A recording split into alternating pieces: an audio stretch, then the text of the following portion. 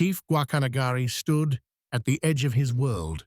watching as strange wooden mountains appeared on the horizon, bearing pale-skinned visitors whose arrival would forever change the destiny of his people. In the village, the chief ordered preparations for welcoming the strangers according to Taino customs of generosity and hospitality, unaware that these visitors measured wealth in gold rather than in kindness. When the bearded strangers finally reached shore, Chief Guacanagari offered gifts of cotton, parrots, and food,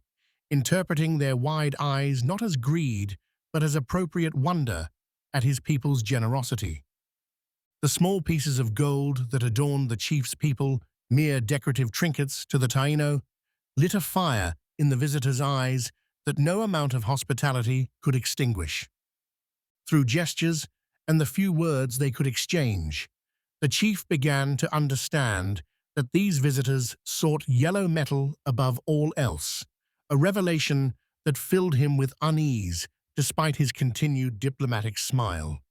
As days passed, the chief watched helplessly as the visitors' initially polite requests transformed into demands, with his people's food, cotton, and precious ornaments disappearing into European hands. In the privacy of the council hut, tribal elders debated whether these visitors were gods to be worshipped or dangerous men to be feared,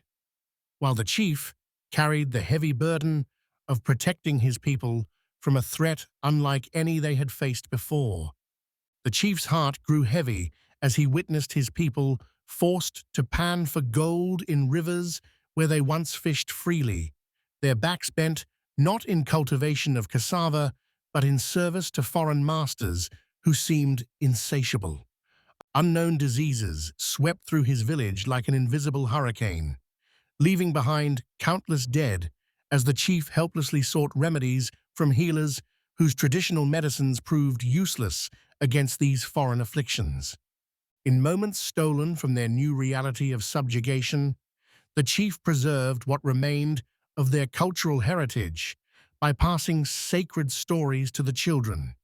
knowing that even if their freedom had been lost, their identity might still survive. Years later, the once powerful chief stood upon a hill overlooking what had been his people's land for countless generations, witnessing the painful truth that first contact had not been a meeting of equals, but the beginning of an end that came with devastating swiftness.